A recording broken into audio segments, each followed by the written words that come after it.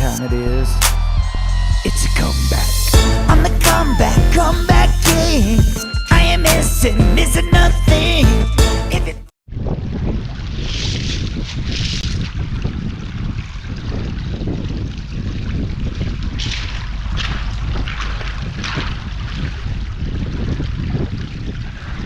Eldorado.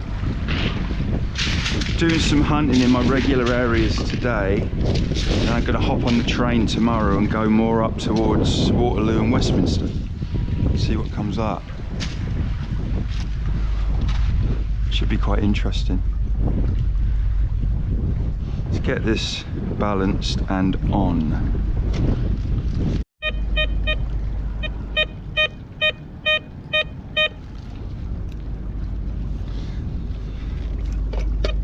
The Resonator is what I'm probably going to call. Oh, it's literally on the surface there. 2p. Yeah, I'm going to call this machine the Resonator.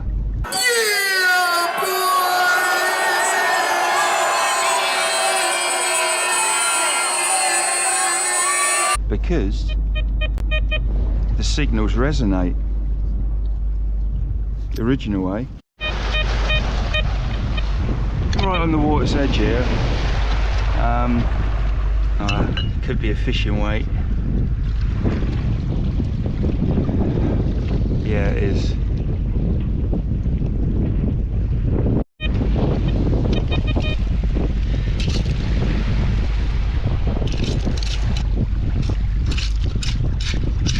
Another coin, is it? Yeah, it is. That's an old one as well. Oh yeah, that's probably an 18th century.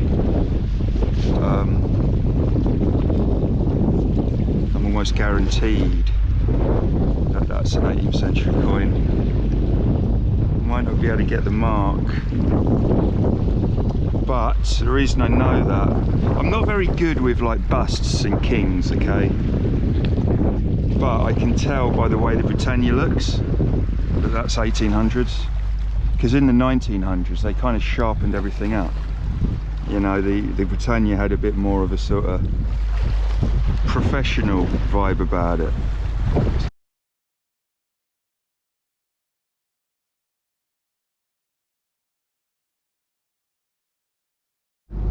I can see it. What the hell is this? What is this, man?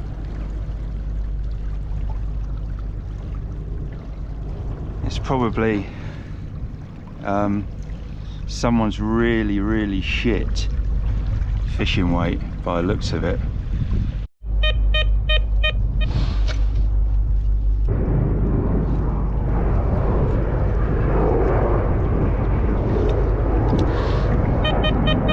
Big chunk of lead.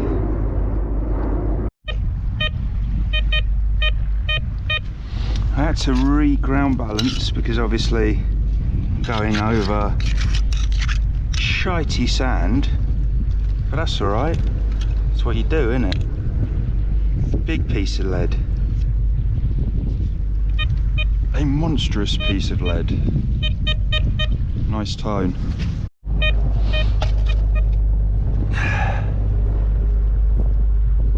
Fishing lead. Grotty. See, there's a lot of large lead seems to gather around this area. Like, look at that. That's a prehistoric lump. Heavy.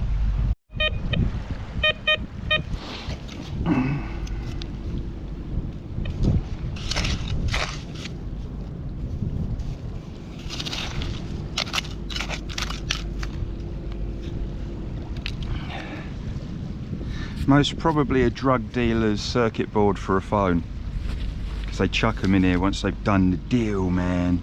South London and all that.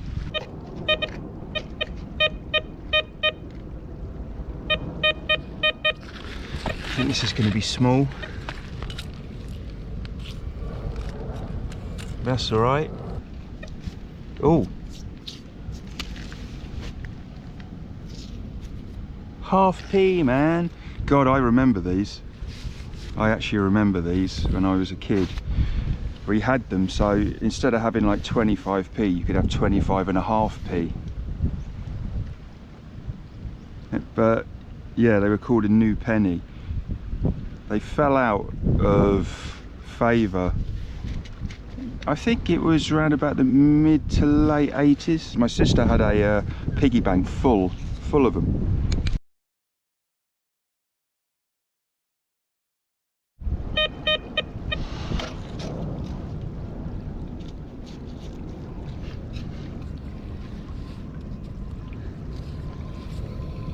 Yeah, that small little button, small little close button, what a lovely signal that was.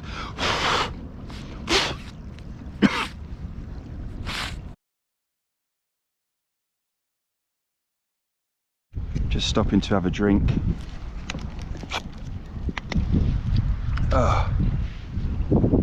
I'm enjoying today with this machine, and let us remember, enjoyment is what it's all about. And this is where it matters for me, you know, in my fields and on the river, using the machines that I enjoy using. That is when you start to understand their capabilities. Okay, that's the way that I see it. I could freshly bury targets to try and prove a point. There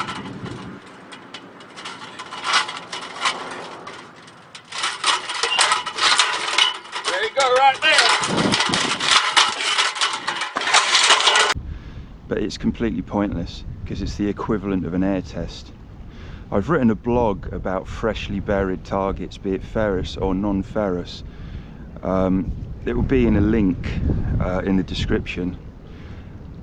Trying to prove a machine's performance by burying anything in the ground shows that you are an idiot and you don't know what you're talking about. Now, I wouldn't usually say that, but when videos are made directed towards me, and I know they're directed towards me, where you bury fresh stuff in the ground and then turn around and go, look, see, look how superior this machine is, that tells me that you know nothing about what you're talking about. Air tests are pointless. Freshly burying stuff is pointless. Trying to prove that multi-frequency machines are superior to single frequency analog machines, yeah, they might be to the Tesoros. They ain't to the Nexus, but that's a separate conversation. But if you're going to dig a hole and you're going to put targets in it, and then you're going to get nails and you're going to put it in the sidewall, that proves, firstly, again, it proves you don't know anything about what you're talking about. And secondly, that is not going to behave the same as ferrous metals and non-ferrous metals having been in the ground for years. That's it. You know, that is it. But I'm kind of I'm moving all of this sort of test demonstration shit aside. The only time I do it is when the new Nexus machine comes out.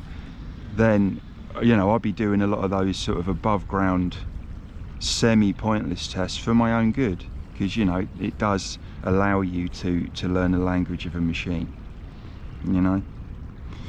But the last thing I'm going to say on the matter, don't let other people, including me, dictate to you what you should and shouldn't be using. You use whatever you want, be it a multi-frequency digital machine, be it a single frequency digital machine, be it a single frequency analog machine. Use whatever you want.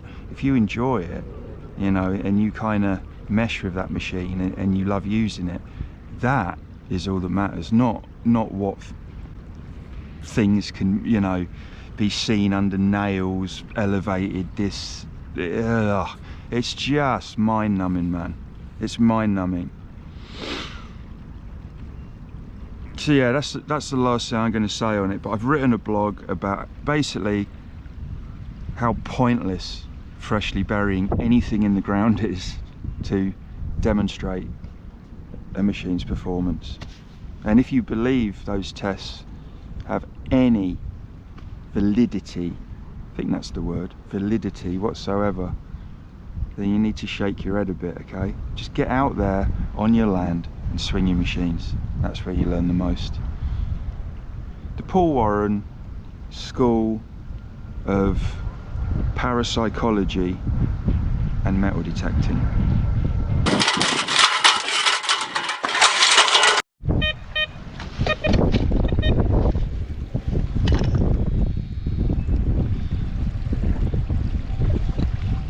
That is, okay, that's the top of a hand forged nail. That was definitely it, and that pulled that through nice.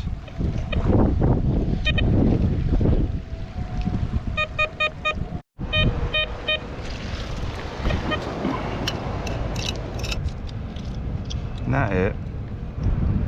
That can't be it. Can't be. That's... was.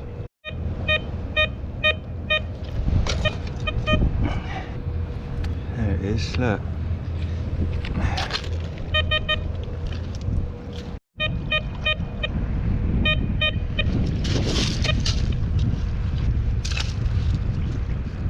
What's this? Okay. It's a round copper thing. I wonder if it was a nice signal. Nothing on it that I can see.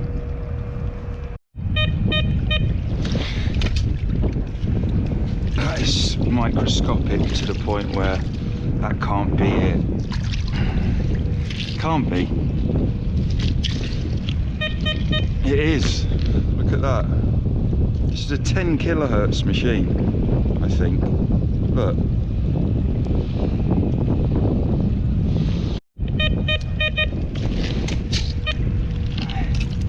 Oh, okay, large lead.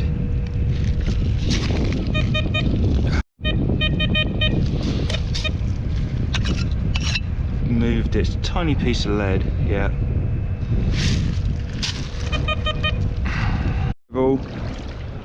Disc level on 2.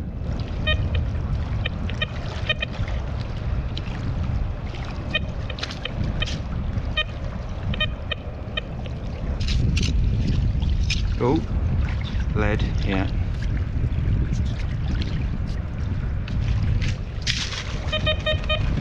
You do get coins along this line as well. That's why I'm doing it.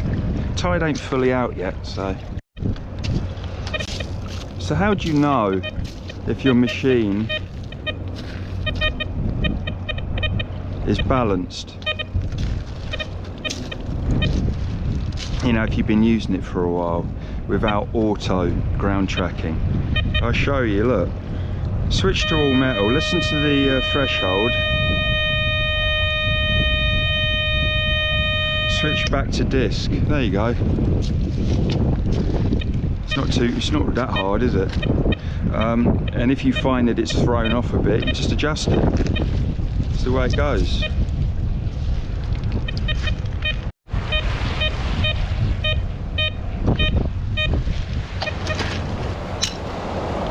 Hand forged nail. Hell yeah.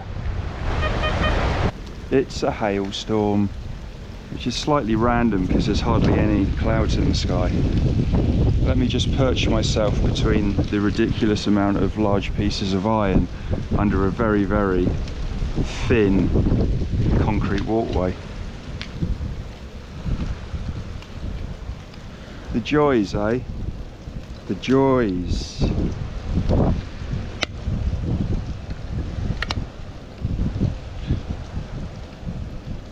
Sweet machine.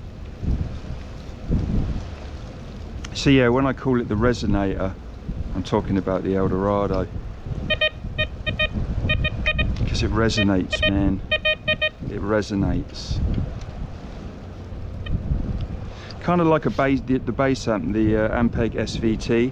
But I have the disc on 2, threshold pretty much at the 12 o'clock position. The ground is whatever it's going to be. Sensitivity 5. Tuning normal. You have auto, retune. I'm on normal. I'm in disc mode. Every so often I'll go to all metal to make sure that I'm ground balanced. then I switch it back into disc. That's it. Less is more again with the settings.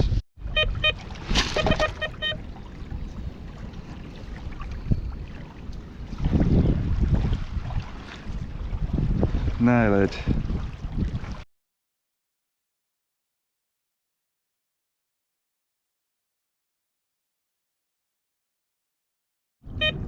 Okay. There's still something down there from the same hole that the coin came out of. Another one, look.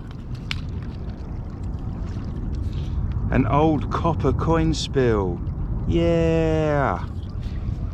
And it just keeps on going to show that on the river you get areas. It's really important to find the areas where things wash up. And where I am here, it can be a very productive area. But you go through stages, you know, when not a great deal comes in. But I've had a pretty good few months, to be honest. Again, not going to get much off of that, but who cares? Who cares, mate?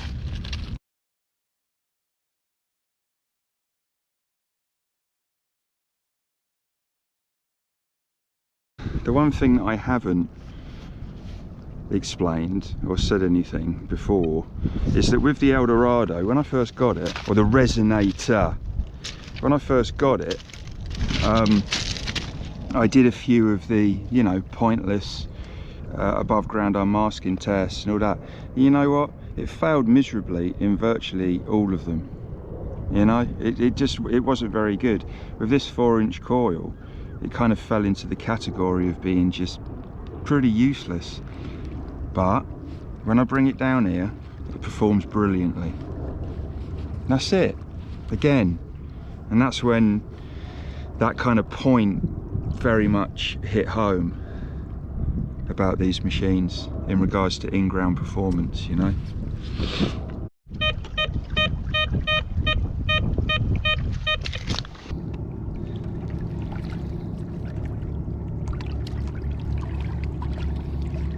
Okay, small,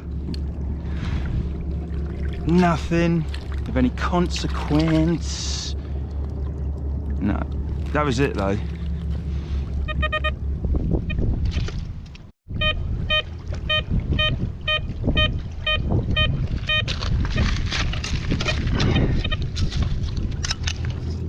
Oh, look at that.